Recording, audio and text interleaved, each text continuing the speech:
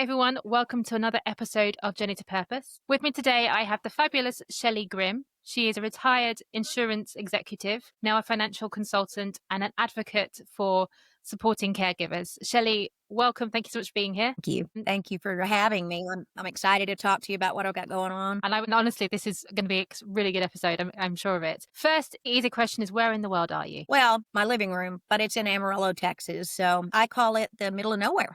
Do you know that Is This the Way to Amarillo song? Have you heard of You must have heard that song. Yeah, Amarillo by morning. No, there's another one. Tennessee. There's a UK comedian who went, "Is this the way to Amarillo?" And I honestly, for years, thought it was a made-up place, but now I know it's a real place. I'll send it to you afterwards. It is real. Well, it's sort of real. I don't know how you describe Amarillo, but I'm born and raised here, and I still, every once in a while, go, "Is that real?" It's a very unique place. I don't know how. I know you're not here, and we've got two very large, popular shows here. One's called Yellowstone, and one's called Landman. And they're both filmed here. So, no way. Yeah. Yellowstone. They're both filmed a little bit further down. Well, Yellowstone's up in Montana. But the funny thing is when they come down here to the 666 Ranch, that's here. And then they always sleep in the Barfield Hotel, and that's in Amarillo. That's amazing. You just piece it together. So it's very unique. I live in the Forest of Dean in the UK, and we get loads of filming crews here. We've had like Harry Potter and Star Wars and everything else. Just because we live in a forest. It's a very pretty forest. But you wouldn't think it if you lived here. You'd be like, why would you come here? But actually, it's a pretty forest. Like I said, you never know what your local area brings until someone else views it. No, it brings something unique. You just got to decide whether you like that unique or not. Absolutely. So let's talk about your journey then. Why do you advocate for caregivers? What led you to that? Well, I didn't understand when I was young how sick my mother was. I didn't really learn how sick she was until I was about 5 years old. And my grandmother, I had been staying with her and my dad. My parents were divorced when I was 3, and I had been staying between the two of them. And I knew my mother was in the hospital, but I didn't really understand the gravity of it. And my grandmother took me up to the hospital. And back then, you couldn't go up to the upper floors unless you were 14. And of course, I was 5. So they brought my mother down the elevator in the big bed with all the IVs and everything. And my grandmother put me up on the bed and everything. And my mother proceeded to tell me that she didn't think she was coming home. And she wasn't really sure what was going to happen to me. She didn't know. She knew I wasn't going to go live with grandmother. My sister was already living with her, my older sister. And she didn't know if I'd go live with my dad because my brother already lived with him, my brother that was 9 years older. So it was, she just assured me I'd be okay. And that's not really what that's not how a 5-year-old seems assured, right? So I just cried and told her that I didn't want her to not come home. She just kept telling me that she was sure I was going to be okay. And so they took her back upstairs, and my grandmother went with her. And I was left in the waiting room with my sister. My sister had been through the same exact talk 4 years earlier. So she was of no help. There was no consoling me. There was no patting me on the arm and saying, it might not happen. Nothing. She sat in her chair. I sat in my chair and waited for my grandmother to come back out. So that's the first place in the book where I say, hey, because I did write a book about it. And that's kind of where this passion has come from the working years. And now I'm saying, hey, in my non-working years, I think I want to take up something that has been, I'll say, both a blessing and a curse for me, but it's definitely helped me help a lot of people. But I think that's the first place in the book where I recognize that, wow, that could have been handled a lot differently. And if it had been, I might have been on a little better trajectory of understanding what my role was. But because of the way it was handled, and no one really assuring me that as a child, I had no responsibility for her sickness, nor did I hold any power or control. And so when she finally did come home, I was the only one there with her. My grandmother stayed with us for a little while, but then I was the only one there with her. And so it really just turned into me taking care of her day-to-day needs, which at that time, they didn't have any medicine for Crohn's disease. They didn't even call it Crohn's disease. It was called terminal ileitis. It was affecting her ileum in her small intestine. And terminal did not mean that she was dying, but that's what they told her, terminal, because it was the terminal ileum. But nobody told the 18-year-old that it didn't mean she was dying, so she thought she was, and so did everybody else around her. So I wasn't born until she was 27. So literally from the time she was 18 until after she had me, she did not think she was going to live. So everybody was just waiting for her to die. So when she came out of the hospital that second time and realized that she might live a long time. She might, define long, longer than whatever, right? She realized that, and they still didn't really have any medicine for her. That didn't come out for a couple more years. I think 1969, they came out with prednisone. And I don't know how much you know about that drug. I know you're a physician. They had it, but they didn't know how much to give you. So all they could do was really guess. And if you give somebody too much of that, they go crazy, like really crazy. So they were giving her somewhere between, in the 5th, 6th year, 7th, 8th year of that, they were giving her somewhere between 50 and 65 milligrams a day. That was what it took to keep her stomach, what they call, blown out, keep it from inflaming and closing off, obstructing. So she'd already had 2 resections, and by the time I was born, and she was the first documented female in the United States to be diagnosed with terminal ileitis, Crohn's disease, however you want to look at it. There were 4 other men who had been diagnosed, but they were of Jewish descent. And that is where it clusters. We're not Jewish. So it was, very, well, where'd that come from? Now, my dad swears we are at least 3%, but my mom has no reason to believe that she was. We're of English, Irish, my sister even did DNA, and I haven't done the 23andMe or anything, but she did, and she was like, none on that side anyway. So we're kind of like, okay, well, so and we're in a small town. At the time that she was diagnosed, our town was about 140,000 people. So when they did the first surgery and opened her up, they didn't know what she had. So they just took that section out and put her in an ambulance with that and sent her to Dallas, Texas. I mean, they're like, we don't know. They thought they were going to open her up. She was 18. They thought they were going to find an ovary, that was a fallopian tube or something. I mean, I was reflecting when you said she was the first female diagnosed, and I was like, she must have been a guinea pig, right? Because back then, medicine and also female illness wasn't ever taken seriously, even though obviously this isn't a female specific thing. Still not. Yeah, I mean, it's and not here for sure. Yeah, well, I think, but so you have her own psychological, physiological journey that she's going on through, and then here you are, a 5-year-old, suddenly looking after this woman. Doesn't know what's going on, doesn't know how long she'll live, and probably doesn't even know how to look after you if she's struggling to look after herself in that mental state. Well, and I've said this to people when I've been doing these podcasts and talking to people about it, is my mother never thought she was going to be a mother. You understand? She thought she was going to die. I mean, she prepared my sister to live with my grandmother. My sister fused as bonded as that. My sister does not call my mother. She never felt that way about my mother. So, I really do feel in my heart that my mother, although she loved my sister, I think she recognized at that time that she was probably dying. I don't think anybody told her she wasn't. And with no medicine. And then I always kind of, when I'm talking to people, they're like, oh, I knew she was sick, but I didn't know with what. And I'm like, well, are you really at 18 to 25 going to sit down with people and go, listen, I don't know what I have, but I shit all over myself all the time. Is that really what you're going to do? It's not a conversation starter, is it? Divorced my sister's dad after 8 months of being married to him while she was, well, I guess longer than that, a year. But she was pregnant with my sister at 8 months.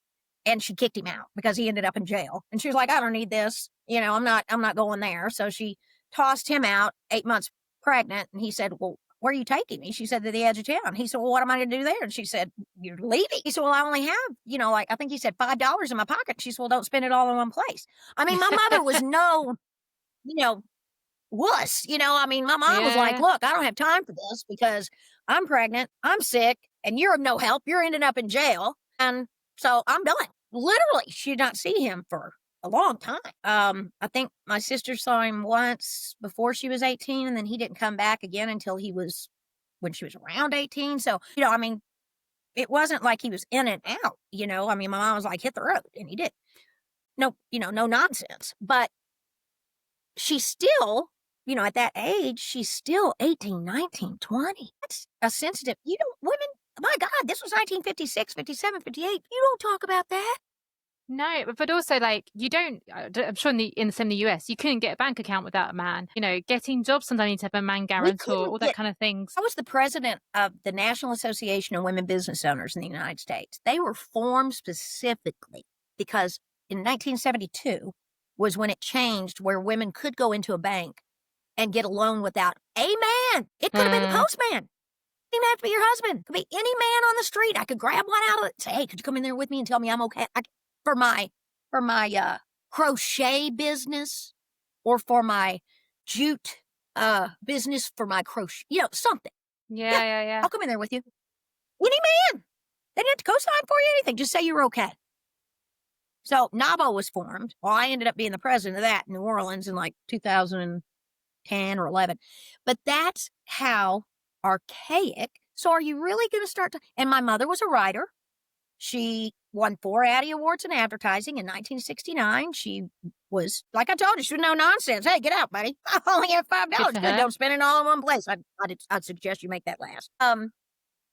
And she did a layout for Bell Helicopter, which is it's a defense contractor, actually. They make these very funny-looking helicopters that we use over here called Tomahawks. But she was way ahead of her time. She wrote 3 books. She wrote poetry. She was a published author. She was published, she had published music. She was a weather girl. So she would get super sick, and then she would recover and go back to work and then get super sick again. And so it was constantly an in and out thing for me of, being able to go and do and having some, maybe some normalcy for maybe a hot minute, maybe like a year or so. And then she'd be right back where she was. And I would be right back where I was. So it was these inconsistencies that really affected me more than anything. It was the inconsistencies with being able to be at school. It was inconsistencies with being able to show up in life. My book will show you kind of how that happened. And then financial stuff. My father was very wealthy. I live in the same area he did. I moved away, but I live in the same area that he did when I was growing up. But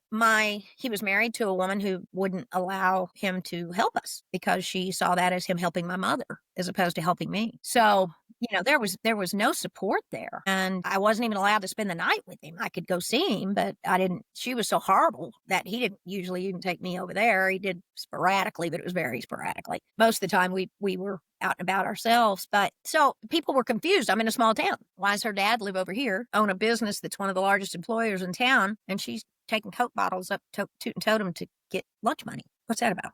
So it was so incongruent with and so out of the norm for the 60s. And I'm a baby boomer.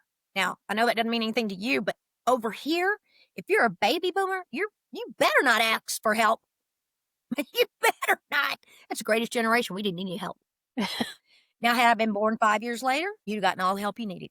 But I wasn't. So it's interesting though, isn't it? Because, and this goes back to why you support caregivers now. What you went through as a child, the imbalance. I mean, before this call, we talked about the things that your husband thought were normal that actually you never got to do, just going to a friend's house after school, doing homework with friends. But actually that pattern still repeats itself today, doesn't it? Children caregivers still exist across the world. It impacts their education. It impacts the stability. 42 million informal caregivers in the United States, unpaid and mostly family. Yeah. That's our stat here. I have no idea. I should have probably done some research on the UK before I talked to you. I apologize for that. But I guarantee you the stats roughly the same. 1 in 5. Sure. And this is just children caregivers or this family caregivers well, actually, no. 1 in 5 is all. I have no idea because I doubt seriously that they keep a stat on that now. I think those lines are probably kind of blurred. And let me tell you why I think they're blurred. I think the stat of 1 in 5, I mean, I probably could break it down into age categories. The problem that I have with breaking it down to into that age category and actually standing on a stat like that, I think most of the children these days that would be taking care of a parent, that parent would probably be more like an alcoholic, a drug addict, an abuser. Might not even be abusing them, might be abusing the spouse. And that child is the emotional caretaker for that person that is abusing that mom or dad and trying to keep things calm, be the peacemaker. Hey, let's go do this. I've got a girl that I've just started. I actually worked with her 2 or 3 years ago when I was an insurance executive at that company. And I knew she had Crohn's disease, but I only knew it for it's like we talked about it in passing. She scheduled me for their office and then it just happened to come up. Well, we've reconnected and she she was a foster child. She has Crohn's, but she was a foster child because her parents were drug addicts and abusers. And she was telling me of her experiences. This before she was diagnosed with Crohn's. But when I heard what she was having to do, her dad was on drugs and he also had PTSD from fighting in Vietnam. And so many times what she did to just keep things calm at home was he would start hallucinating. Of course, the drugs were taking effect, PTSD was kicking in, and he would start, they'd be outside. They lived on 20 acres in a little bitty town called Cattle Milk, Texas. I mean, I can't even tell you how small this town is. And he would start seeing things and he'd say, did you see that over there? What was that over there? You know, and he'd start seeing things. And instead of her saying, Dad, there's nothing there, or trying to calm him down when she was like 10, she would go, I did. Let me go over there and check it out.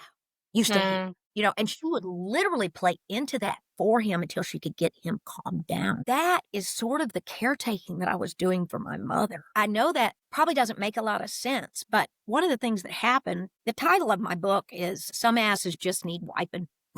Okay, so I know it sounds very heartwarming. You know, what are we going to talk about here? You know, believe me, it was a dark comedy, truly. The thing with my mom was, first of all, you know, I was 5, and then they put her on medicine. Have a real clear picture of what my mother was like prior to that moment when I was told she was dying. I don't. I know I felt nothing but love from my mother before that. There was no, and after, I've got to say that. I did say, you know, my mother didn't expect to be a mother, so she wasn't a very good one. She wasn't maternal. She didn't have any of that. You had to tell her. Now, like, I need a hug or I need a kiss. She'd be like, what do you need? And I'd say, I just was lucky that I was the kind of child, I guess, that, and she did bring some of that out in me, but she wasn't a very good mother. The things that, you know, that she did bring to the table were adult things. She put me in a beauty pageant when I was 5 years old, so I built confidence. I won. I was Little Miss Oklahoma. But she forgot my music at home, and we didn't have fax machines and email and all that. And we were in Oklahoma City, and it's 4 hours from Amarillo, Texas, because she'd worked in Oklahoma City, and the advertising firm she worked for was sponsoring the pageant. So she had registered me while we were there. And she forgot my music. And so the people are like, well, what is she going to do for talent? And my mom's like, I know what she'll do. She'll tell a story. So this has been something I've been doing since I'm 5 years. Well, actually younger than that. My brother told me before he passed away, he told me, so oh, yeah. He said, I'd be telling a story and I'd finish and you'd say, well, I did the same thing last night, Dad, 3 years old. And he'd go, you did? You went to a big dance last night? Yeah. And he'd put me up on a stool or something and say, well, tell me all about it. And I'd tell him the whole 9 yards and all these things, what people did and said and dressed and who I danced with and all that. And then at the end of it, he'd go, did that really happen? And I'd say, no. And just jump in and go on my merry way. So that's what my mom had me do at this pageant.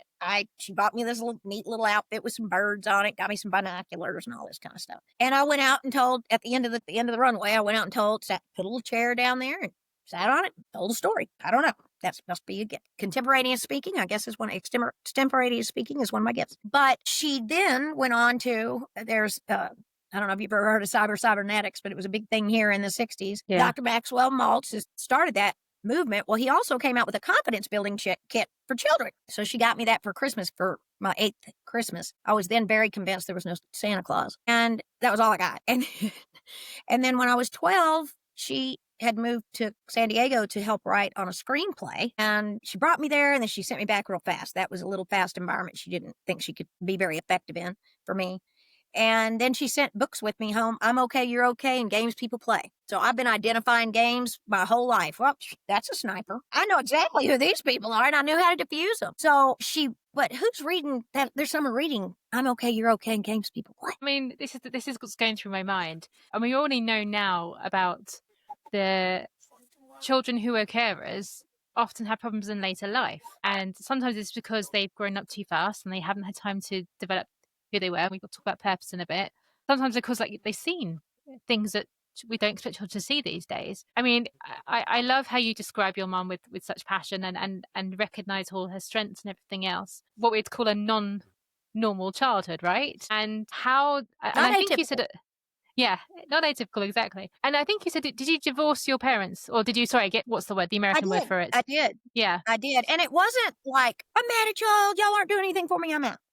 It was very innocuous. My dad, as I said, he owned a business, funny thing, my dad's kind of like me. When it's really weird, when I was in the financial services world and working hard in my corporate job, working 80 hours a week and all that kind of stuff, and traveling, I would nearly pass out when I got to the hotel room, and I'd wake up somewhere in the middle of the night, finish the stuff I needed to do, and then go back to sleep. And then I usually didn't set my first appointment until around 9:30 in the morning. So I'd get up at 8 and get ready, whatever I had to do, and then go. Well, Mhm. now, because the creative side, I think, of my brain is what's working, no telling. I may get up 1 o'clock in the morning, work a little while, go back to bed at 3. You just have no idea because I don't evidently control when this is going to decide it wants to write something down. That's what I've been told anyway. Apparently, I could keep everything in a box if it was about finances or somebody else's. It just is different. But with her, I just didn't ever know when anything was going to happen. It was Mm. always, everything was always so chaotic. And I might have to go to the hospital in the middle of the night. She had to take me. There was nothing to do with me. She had to take me. And that's probably more of what makes it not atypical. You Mm. couldn't plan anything with Mm. her. And most of it was she was tired. I mean, I was talking to, the girl that I've reconnected with. And that was the thing, I said, I know now y'all have things to be able to, Humira was the first thing. Now you've got all these other Invoke and, all these other medicines you can take for Crohn's. But she said, it's not just the stomach pain. And I said, I know it's the fatigue. And she was like, oh my God, you're the only person that understands it. No. You know how many times I had to tap my mom on the shoulder and go, can we go wherever? I walked everywhere. But it is, she recognized she wasn't going to be around to help me with all of those things. And she knew I was having to do so much. I was babysitting when I was 10 and bringing home the money for food, which is part of how I got wrapped up in that caregiving cycle. Everybody was like, oh, that is so wonderful. You are doing things and bringing it home to your mother. You're such a good caretaker. Look how good she's doing. And that's you, Shelly. Nobody stopped to think about, well, did you go to the What? dance? No, I never Yeah. went to a What? prom. Yeah. Again, it's that whole awareness of what good looks like for a child's development. Yeah. When my first job was when I was 12. I was working for the post office in the UK as like a corner shop. I'd do like 3 nights a week, and actually I really did, and I loved it Yeah. because my family went well off, and it meant I had money that I could spend for me, and I understood that You you can need spend money on in this you. world. Yeah. Exactly. Yeah. Um, but my parents are always super supportive, and they, but that's different from I have to do this to feed my family at the age of I 10. have to do Then this what? to eat. Yeah, And one's a and the choice to have majority of the more. time, Yeah. yeah, the majority of the time we ate at my grandmother's house at night. In the evening, she would cook, and we would go there almost every night because there was never food. We never had it. Mm. I mean, I literally used to make jokes about, because like I said, we were very comedic about it. We knew our situation and we knew we weren't able to do really much about it. And if we didn't joke about it, we were going to cry about it. So my mom and I were just very brutally honest about it. So sometimes I'd say, what do we got in the cabinet? And she'd say, I don't know. Check with the cockroaches. They've been crying all day. What are you going to say? And I'd be like, I'm not going to go in there then. I mean, all I ever really had in the refrigerator growing up that I remember is we'd have, if I was lucky, and the milk was always mine because she was lactose intolerant, but we'd have milk, cube of Colby Jack cheese, and bread and mayonnaise. That was it. And I mean, my mom, with Crohn's disease, the part of the small intestine that is affected is what absorbs your nutrients. So she needed to eat about 5,000 calories a day. She didn't get that. We didn't have them. So, I mean, she was malnutritioned most of her life. I mean, that was just how it was. And so she was always weak and frail and tiny. So, I think my husband wonders why I hate laundry so much. Do you know how much laundry we had to do? I can imagine, I given mean, the he condition. always, I mean, it's crazy. Yeah. he laughs because now he's like, okay, well, I'm going to do your laundry 2 times a week. Maybe that'll help you keep up. Because I do it like once a month. And then it's just like all day. But I have tons of clothes. And he laughs because he's like, I didn't know you had this many pairs of underwear. And I'm like, well, yeah, I like wash once a month. I felt like Cinder Witch. And my mom used to call Mm. me that. She'd say, oh, come over here, Cinder Witch. Let's get you going, instead of Cinderella. Yeah. But I mean, that was just how it was. And that was how we talked about it. And so it did lessen the impact of how it made me feel because she and I would joke around about it. And she'd say, well, bring it over here and I'll try to help you. It was always whatever she could do, but we always knew it was really up to me. So you were Yeah. asking about the legal emancipation. My Yeah. father had a business. And I was saying how I like to wake up late too. And he was the same way, he'd work late, wake up in the middle of the night, do things he needed to do, and then go, So he never really he would pick me up. It's really cold here during the winter. And I mean, I'm talking -13 and snow on the ground. He lived about 15 blocks from my junior high school. But when the wind's blowing 20 miles an hour and it's -13 and there's 6 inches of snow on the ground, you ain't walking. So he would pick me up and take me to school. The problem was he was late so often that if he didn't write me a note because he thought I was right on time, if I wasn't, I'd go into the office and they'd say, it's an unexcused absence. So that happened so many times. And then sometimes I'd have been out the day before because perhaps I would have to have gone to the hospital with my mother, that I'd have missed the day before and they would hand out a permission slip or something for me to go to the Discovery Center or the aquarium or something. And I wouldn't have it. So in my 8th grade year, so I was 14, I guess I was probably still 13. But in my 8th grade year, they called my dad and said, is there anything that you can do to get her here on time? And my dad said, look, I got a business to run. Here's the situation with her mother. And of course, he didn't say my mother was sick. He said she was sick and lazy. And so my dad said, I don't know. I'll try to figure something out. What he asked was, could he write a letter? Could he sign a blank form? Whatever. They said, no, you can't do that. So he told me, when I got there that afternoon, back at his office, he said, here, call Wayne Sturdivant, which was his lawyer, and ask Wayne what we do about this situation. Now, remember, I'm in 8th grade. Call my attorney. I'm going back here to work and find out how we handle this. So basically, call my attorney and do my job for me as a parent, but as the child doing it. Well, obviously. Totally capable. I already had my hardship license. I was driving. Goodness. Now, I wasn't legal yet. I still had a learner's permit. I didn't get it until I was 15, but I was illegally driving. So I called his attorney, and I kind of told him what was going on. And I said, the problem is I'm not legally driving yet. Because he was like, I thought you got your hardship license. And I'm like, I've still got my learner's permit. I got to wait until I'm 15, which was only like 3 or 4 months away. And I don't know. Anyway, I was like, I don't have it yet. And he said, well, the only thing we can really do is legally emancipate you. And I was like, well, what's that? That was before Drew Barrymore's, movie about divorcing her parents. So I was like, what's that? And he said, well, it's a paper that we file with the court that says you are able to sign all your own paperwork. Okay. So I said, well, how do we do that? And he said, well, we just file something with the court and your parents have to sign it. And I said, both of them? And he said, no, just one. I said, so dad can sign it? And he said, yeah. And I said, okay.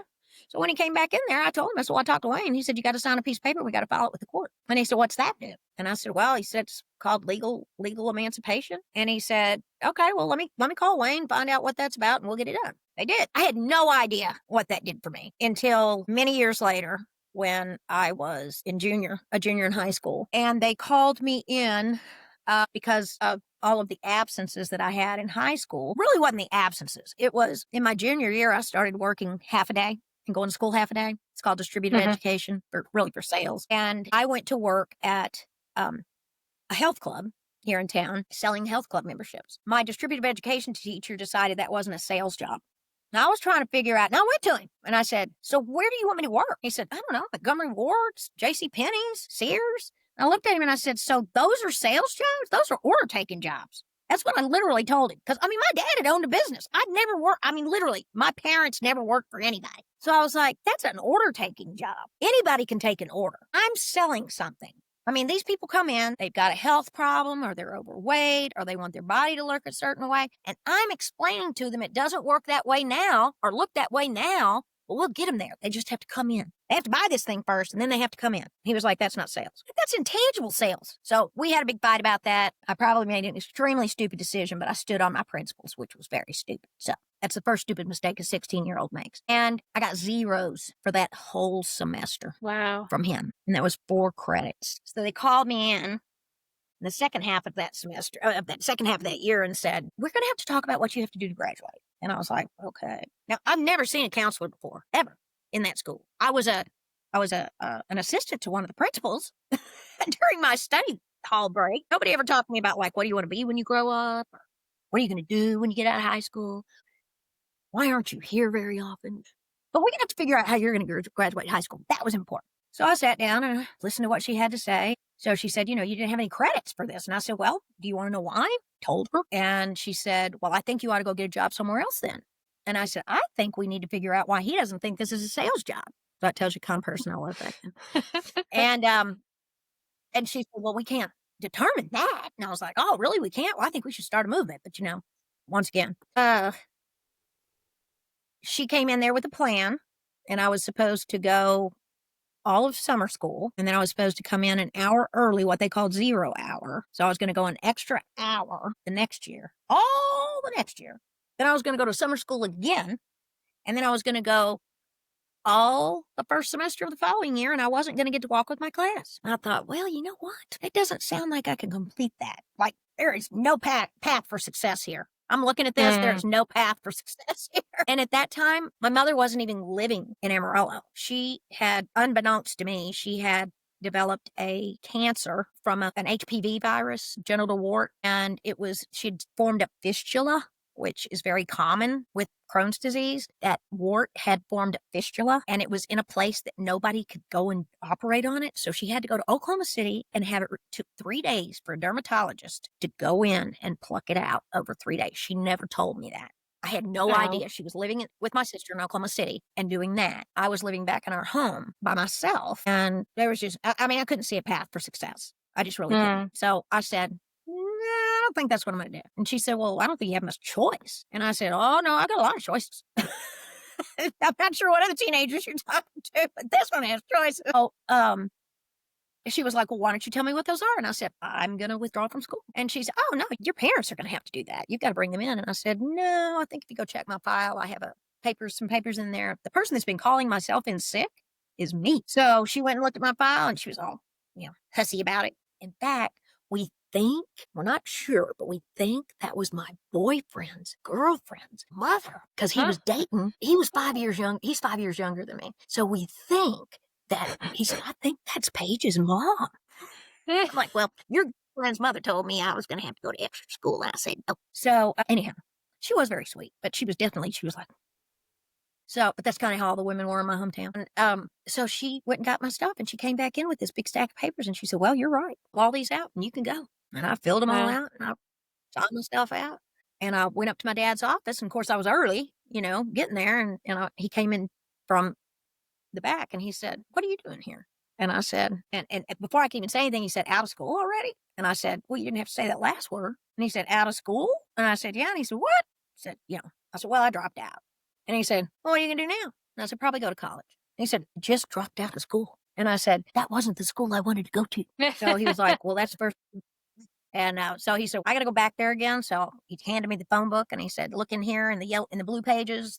You need to get a GED if you're going to do that. And so I went the next day.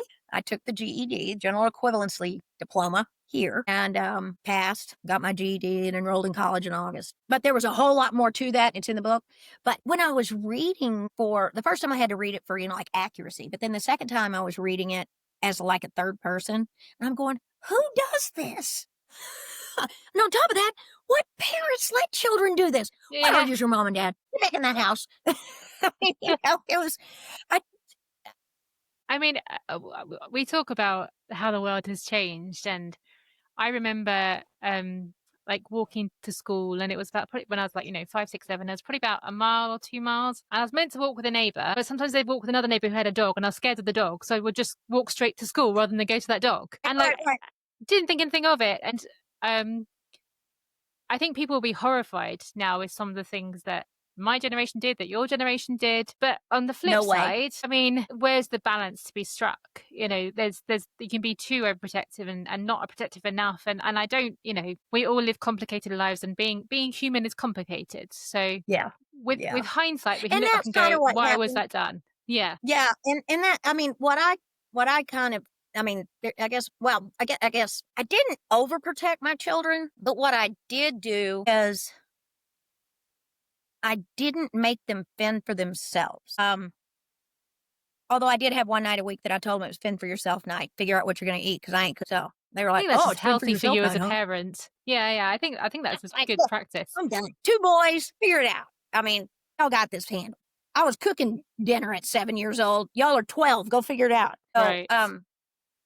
With them, I was a single parent as well, and I was still taking care of my mother. I had everybody in my house. I also had a child that was neurodivergent, so I had a lot of things to balance there. And my biggest thing with them was I only let them do age appropriate things now, of course, my older son, he wouldn't do anything. I mean, age appropriate or otherwise, we fought the whole time because that was his issue. I mean, he seriously does. He's mentally ill. I mean, he's functional, highly functional. He's kind of like Aspergery, but he doesn't have Asperger's. He's real awkward socially, super smart, but he wouldn't be IQ wise smart because he didn't finish school either, but because he's profoundly dyslexic and has learning differences and just all kind of mixture of bad genes. And I don't know how much gene stuff you've looked into, but he and I both have a defective gene called the MTHFR gene. I don't know if you know it, but it's that we don't absorb acid properly.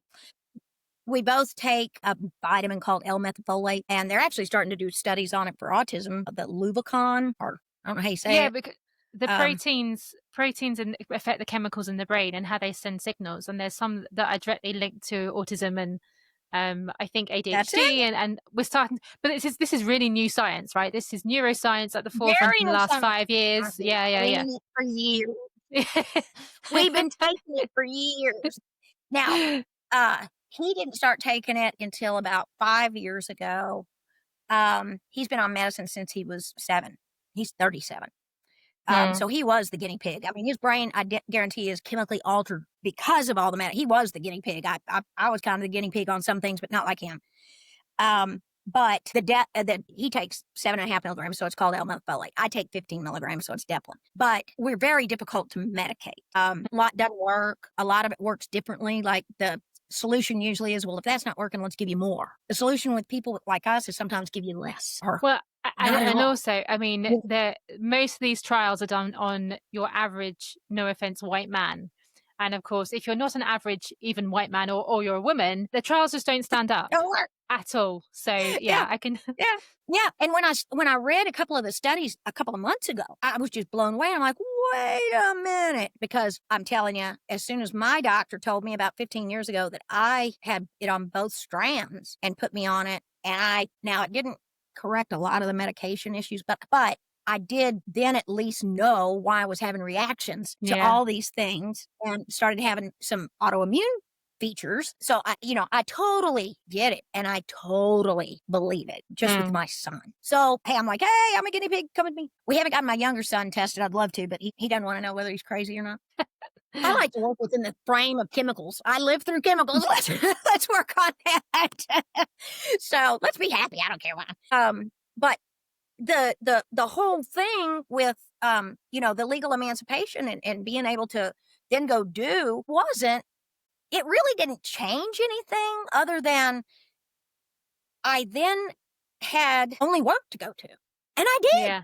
I did. I lived in that house. I went to work. The lack of parenting, when my mom had her psychotic break from the too much prednisone for that length of time, she literally came out of that mental hospital and was like, oh, well, I'm a new person. I don't even know who that was. Like, it was almost like she told me it's like I'm watching a movie of somebody else's life when I remember things. And so she had decided she was now a wonderful mom. She was going to be one. I'm like, I'm 15. I've been doing this stuff by myself forever. Suddenly now I got a curfew and I have to tell you where I'm going when I leave. Bit late for that.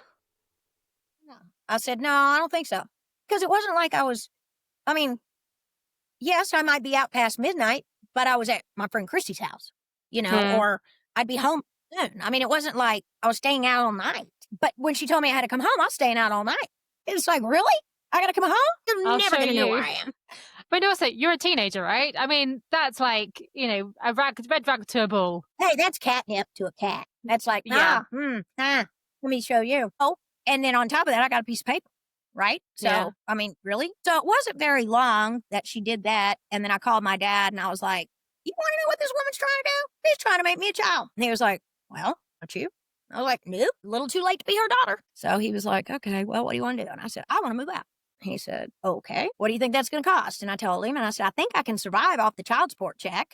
It had been raised. It was $150 a month when they first divorced. And then it went up to like $450. And I said, well, if you just give me the child support check, I think I can survive on that. Then I'll work. And he said, okay. So that's what I did. In high school, I moved out.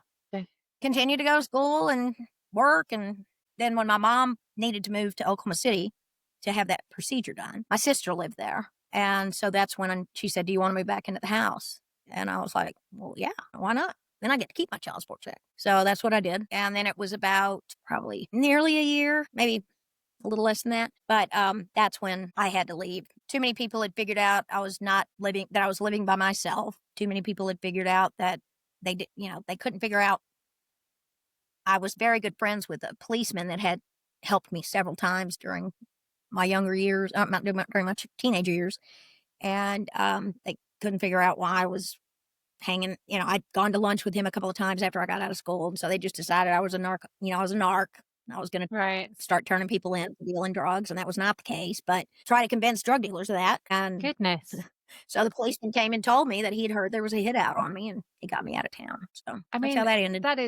That is just from start to finish. There's a lot in between that I don't talk about because sure. It's not, there's a lot of things in there that were and still are very common that were very painful and traumatic for me, but I didn't want those things, and I'll call them incidental. We called them uninvited guests in my book, but they weren't. Yeah, I still deal with those things and I still have those things, but I would have had, let's pretend my mother wasn't sick. Those things may have still happened. I still would be dealing with those, regardless of whether my mother had Crohn's disease and was the first woman with Crohn's disease, regardless of whether she had.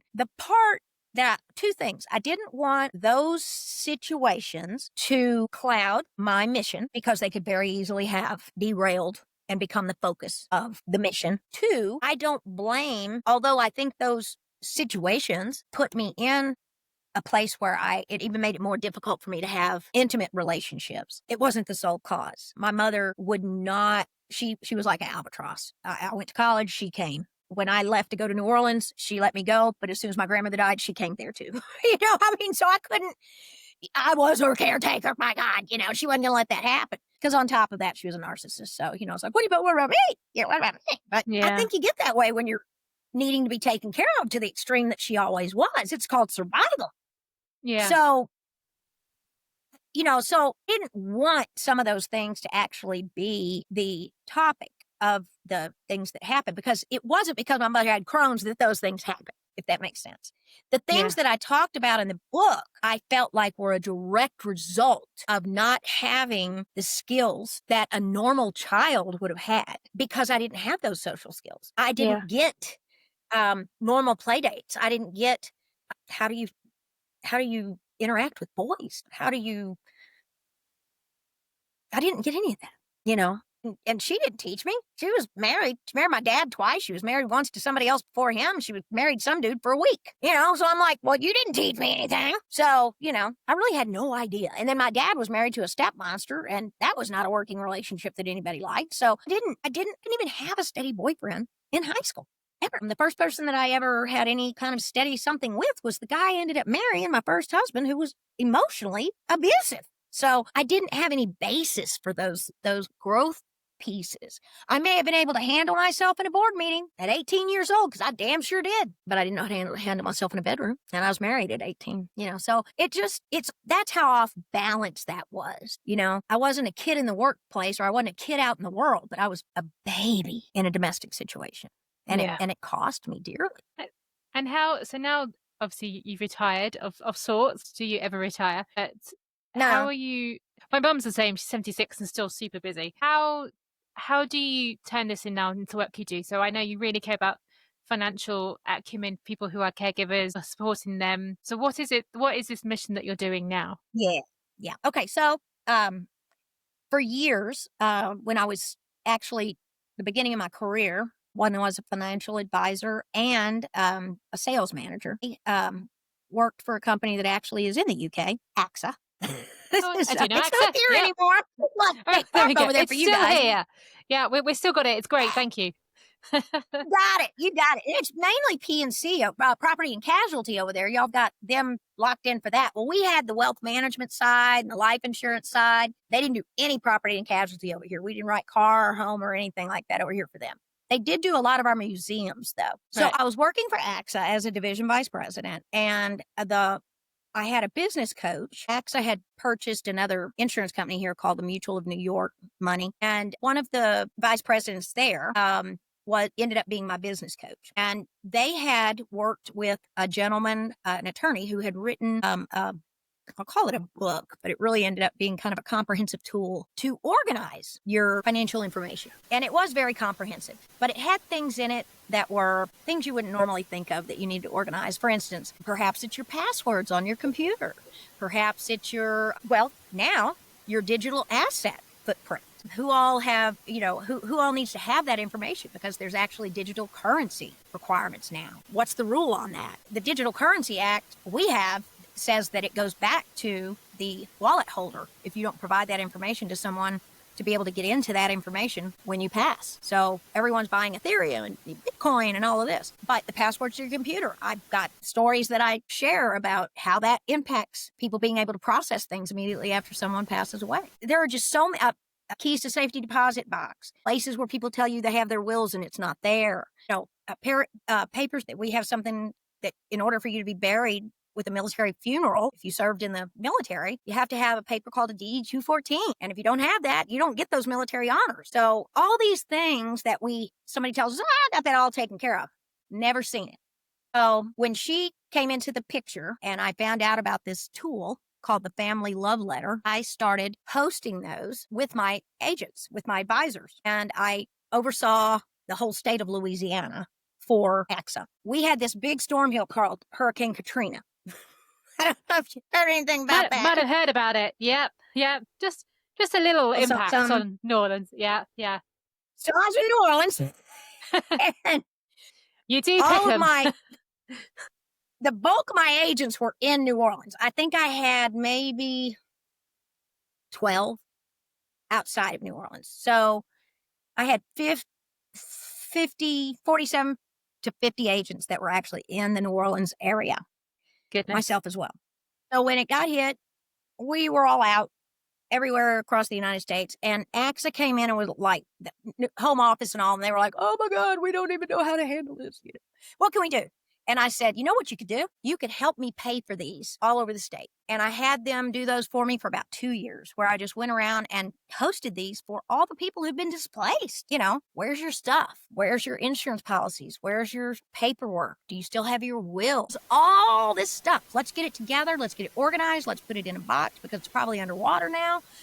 All the things that they needed. That system is still around. And the difference between that and something you'd get offline, one called Next of Kin, NOK, box.com. And they'll send it to you. It's $99 and away you go. I've never had anybody in the 25 years that I've been doing this program had anybody ever complete it on their own, ever. I host workshops to get it done. And in the old days, I could do it where we'd plan it. This was pre-COVID, pre-even internet being so prevalent. People would literally come to my office, sit down for 3 hours, and have an attorney there, and we'd go do this manually. Now I have retreats. So I host these retreats and they're renewal and, restore and respite. And I, have different topics that I do. It's always based on the Family Love Letter. They're coming there to get their house in order, their financial house in order. That's going to be 6 hours of their weekend. We're going to do that. I do have a virtual meeting before that so that I can tell them what they need to get in order, what to bring, or at least what to bring, have on their mind so that they have access on their computers when they bring that with them. But the rest of the time I have, different people come in and talk about different topics, some on health, some on the things that they may be caring for their individuals for because they're taking care of someone, topics that would be of interest to them, being caregivers. I do have a couple of people that are like, wait a minute, that's caregivers. What about the people who are sick? And I'm like, I'm taking care of the caregiver. If you want to start something to take care of the sick people, giddy up. But what I am doing is I am taking suggestions, and I've also told people I need that input because I can get myopic. I can start not caring about what you have. I really don't think I will because I got stuff too. But I do want it to stay focused on their burnout. The thing that I discovered probably more prevalently when I was writing my book is that everybody's stressed out. Everybody is taking care of somebody. even if they don't think they are. We're all walking around on eggshells. We're all trying not to offend somebody, hurt somebody, make sure somebody's okay. And we're just all teetering on this, burnout. And the thing that I am seeing so much of now is this generation that we've just spun out here called Gen Z. And they were raised by this awful generation here in the United States called Gen X, gave everybody participation trophies. These Gen Zers don't know anything about taking care of anybody. And they're having babies. And then they're going to these Gen X parents and going, what do I do? And these Gen X parents, I don't know, figure it out. And I'm going, why are y'all not helping these people? And then they don't want to read about the bad stories. They don't want to know about that. Oh, turn that off. Oh, it's horrible. Don't talk about those things. You should keep those out of your mind. You raised that, or rather, didn't raise that. So my thing is, I'm not even worried specifically. That's why I said some of the caregiving that's going on is my parents were alcoholics. They didn't raise me. My brother finished high school living his senior year in a car. He had a mom. She was an alcoholic. He had a dad. He threw him out because of my stepmother. So these are still caregivers. My brother didn't know how to be a caregiver because he'd never been taken care of. My brother, when I moved back, only lived for about 8 months when I was here after I arrived. And we really had a lot of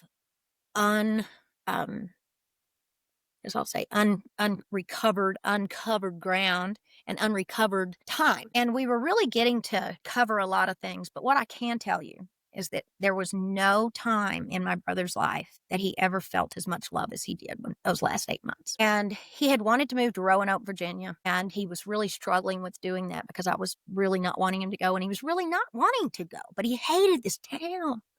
But I know my brother felt more loved. I don't think he knew my dad loved him, but it was hard to tell because there was so much trouble between him and my stepmother. But and I know my dad, as much trouble as there was, we ended up having to sue my stepmother because my dad screwed up the estate so badly. And I told him he was screwing it up because I was in that field, and he did sign a new will the day he died, but it was too late. And they sued us. We sued them, they sued us, countersued, whatever you want to call it. So my step-siblings, one of which my brother never even met in 47 years of them being married, walked away with $1 million of my dad's dollars. We didn't get that. So those are the kind of things that my dad saw at the very end of his life, and he recognized that he traded her for us. And he recognized, and my uncle even says it now, that he knows my dad recognized that what he missed out on, it wasn't that, he realized at the end of his life, we didn't miss out on him as much as he missed out on us and my two kids. He didn't even meet my kids until they were 12 and 14. So it's just, I think for him, I'll be fine. I got all the counseling. I've recognized he didn't have the capacity. I recognized he was weak. But if I wasn't having to take care of my mother, I probably would have been able to have handled fostering that relationship differently. But I was too fragmented emotionally. I was having to keep up appearances so my stepmother didn't feel bad because I had to go in there every single time I arrived and tell her how wonderful she was. That was my job. So she didn't have a problem with her own ego, All these and all these things again are you as the child, whether it's an adult child or a child, you are giving yourself away in order to make those around you feel their best. And and so I continued to do that. And so this caregiving initiative that I have, and I've done it a lot, especially as in financial services, because I ran into a ton of caregivers in that situation because they were constantly calling me saying, I need to get insurance for this person so she can go into a nursing home. And I'm going, so what's the situation? They're like, well, she should be dying any minute, but she's not. And I'm like, well, I can't get her long-term care because she's already dying. How do you want me to do that? Well, we just heard it came out. Well, yeah, it did. It came out about 30 years ago, but you just heard about it. I'm sorry about that. But so my job was always to get to the caregiver or to get to the people who are going to be the caregivers before their people needed care. So I was constantly seeking out who's going to be your caregiver? Who's going to take care of you? Oh, you think you married young, so that's going to be your caregiver? Wrong. Your second wife, your third wife, oh, that's going to be your caregiver. Can I talk to her? Get over there. I go, how old are you? 40? How old is he? 60? He thinks you're going to be, are you prepared to take care of him? Because that's what he's telling me.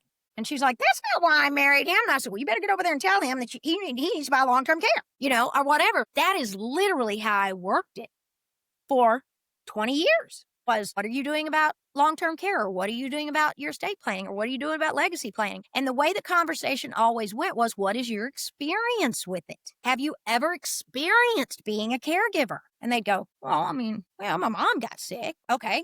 Who took care of her? Or my sister, or my sister-in-law, my wife. I said, well, what did you do? Went with her, or I couldn't do it. I'm just not a caretaker. My sister did it, whatever. I asked them about their experience with it. And then when I would hear what their experience was, I could extract that experience and say, let me tell you about a way it could play out if you did this. And let's just see if you qualify, because you have to medically qualify. And I don't know if you're going to or not. Do you have memory problems? Do you have physical problems? So on and so forth. Then people got the wise idea, was like, oh, wait a minute, the state will pay for me if I don't have any money. Well, they didn't realize that back in the late 90s, the U.S. saw that coming. And I keep telling them, just go by what the IRS is telling you, they'll let you deduct. That tells you what they're expecting of you. So back in that same time where they said, hey, we're going to make this law, they also said, hey, buy long-term care and we'll let you deduct the premiums on your personal tax return. So I said, you see that? They want you to pay for it. That's the clue. It's not that hard, people. Follow the money. So 12 states now have picked up on, you either have a long-term care policy or we're going to take it out of your paycheck. You have to get a penalty attached to your paycheck that the state's telling you, until you get some, we're going to penalize you. So all of a sudden, a couple of years ago, everybody's like, oh my God. And I'm like, we've been trying to tell you. I mean, so really my job now, what I feel like my job is now, and the reason that I'm trying to take this initiative, I do have a website called theperpetualcaregiver.com, but I'm trying to take this initiative larger. There are some organizations, there are some financial advisor firms, there are several places that are trying to make some initiative of awareness. It's beginning. But the reason I'm trying to do it the way I am, which is to tie all of these features together, the financial advisory portion, the advocacy. I want to, in several, I'm working on a roadmap, if you will, but an advocacy line where people could call in under a subscription service and say, hey, grandma needs tech support. How much does that cost? Because I did tech support for my 90-year-old dad. He wanted to play on the computer and I couldn't give him instructions on how to fix the printer from the Caribbean. So I got him HP Friend. It was $10 a month. It was great. And so I've got that lined up with different levels. And we're working on that as part of this overall plan. But I want to tie them all together because of my experiences, I see and have been able for the past 27 or so years. And then with my son too, being neurodivergent and seeing that aspect. And then I have a totally normal child who has 2 kids and went to college, finished, has been overseas a couple times playing basketball. I mean, he, just went through a horrible divorce, all the normal stuff. And I see what he struggles with. So I have been able to kind of put together, if you will, in my head for the past 20 plus years of this evolution. And now we got AI. I'm like, it's arrived, people. So I've literally just pitched all this to Drexel Morgan, and they've taken me as a client, and they have about 150 investors that want to see our pitch. It is very much on the cutting edge because every one of these things I've done is out there. It's just not comprehensive, and it's just not all under one roof. Yeah. And there's nobody with my story telling it. So that's what I feel very passionate about. I think there's always somebody that's got a little piece of each of it. Sometimes they've lived it. Sometimes they just have seen it and said, hey, that needs to be there. So like there's a girl down in San Antonio, Texas, maybe 500 miles from me, that does the retreats for caregivers. She includes something in their financial, but she's not a financial advisor. So that's not where her focus is. So it's just different pieces, parts that I've seen. I didn't even research to see if those existed before I did it. I just said, this is what I want to do. And then when I went and started presenting it, people were like, well, I wonder if that's even out there. And then they did the research and said, it's not. Let's do it. I'm like, I didn't even know anything. I do think, I've gone through this something similar. My dad is currently in long-term care. Thankfully, before he got sick, he sat down, my mum and dad, I've got power of attorney with them. Did all the paperwork. I said, you're fine. So let's do it while you're fine. We don't want to have this, because when you're not fine, it's too late. And it's been our case is obviously different. We've got the NHS. And so there's a different way of funding things anyway. But there's still a scenario even in the UK where they can take the value of your house to pay for long-term care. Absolutely. And so even in our care health system, that's at risk. So I think what you're doing is super important, but also the group of people you've targeted, obviously it's based on your own experiences, but these are the ones who don't get looked after themselves because they're too busy doing it for other people. So having someone to advocate and to promote this for them, I think is a really important mission that you're on. The thing I think that makes this one a little bit, I'll call it more approachable, is that because I'm not selling any products. Okay. When I was doing the family love letter before, I mean, obviously we were selling products. Now, I would not allow them to solicit anything in that environment. If I told them, if I hear mutual fund, I'll slap you silly. So, God, if somebody says taxes, you're leaving. I mean, I want to hear, how are your grandchildren? Those are the conversations I want to hear. And so nobody ever did. And I made sure that the clients knew that there was no solicitation. And 9 times out of 10, I had them crying before they were leaving because I was telling my stories. But making an impact, saying, you've got to do this now. Time is of the essence. She was 18. She didn't know she was going to have Crohn's disease, So I'm not saying it might happen to you, but it might happen to somebody else. So you go tell your daughter, your best friend, your, whoever. I mean, but it's another kind of insurance policy. It is, because knowledge is power. Mm. If I had known what I know now, I'd have done things a whole lot different. It's funny because my sister said to me, she's not exactly jumping up and down that I'm writing this book. Doesn't necessarily make her look real good. I say nothing bad about her. It just doesn't necessarily make her look real good. And she says to me the other day, well, don't you, maybe you were put here on this earth to take care of them all. You can tell by my face how I reacted. And then after I jumped on her and said, no, that probably wasn't it. Then I just went right back to talking what I was talking about. But so I did go on to tell her that if that was the case, that was a pretty weak excuse for her, that God had to send in a baby and let her grow up to be 5 years old, because the first team, my grandmother and my sister, had failed so miserably that all it took was a 5-year-old. And it's a poor justification for neglect, essentially. Her own inadequacy. Yeah. I didn't look. I don't buy that BS anymore. I bought that BS for a long time. Oh no, I'm so special. I was I'm wrong. I may have been here for a lot of reasons, and I definitely think that I'm here for this one now. I don't look at any of my experiences as being wasted, but it's because God put them to work, not her. Not her. So we have to remind myself of that regularly. I'm like, okay. Deep breath. The horns go up, the comes off. So.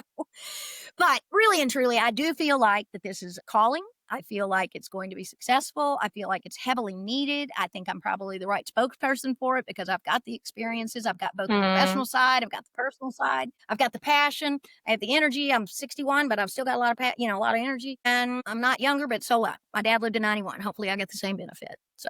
Sounds amazing. Shelly, I know you've said your website already, but how can people find you if they want to work and learn more about you? And also remind us where your book is as well, and what the name of your book is. Sure. The name of the book is Some Asses Just Need Wiping. It will be out on Kindle on November 1st, and it'll be out in paperback on November 4th. Now, the good news is, tell your your listeners, November 1st, it is only going to be 99 cents on Kindle. And so that's the time to go and just grab your little 99-cent copy, because on the 4th, it goes to full price. Then the perpetualcaregiver.com is what my website is. And it has a blog, and it has my information about my book, and it has it'll have information about whatever we've got going on right then. I'll put the things about podcasts that I'm in and all of that in there, and you can find out any of the new stuff. The family love letter things are not on there yet because I haven't figured out where they're going to go on that site yet. So if you want to know more about the family love letter, they do have a website, familyloveletter.com, and you can see what that's about. And then you can reach out to me. I will be putting up a newsletter. I'm on LinkedIn, Shelly Grimm /IN. IN/Shelly Grimm. And then I'm on Facebook. I've got both my book, Some Asses Just Need Wiping, and I've also got the Perpetual Caregiver on Facebook. Amazing. So, thank you. Shelly, thank you for sharing your story. Thank you for the work that you're doing. Welcome. And it's been a pleasure, and I'm just really excited to see where this goes for you and the great work I know you're going to do. Me too. I'm excited too. I'll be happy to come back and tell you how it's going later on. Good. Thank you. You're welcome.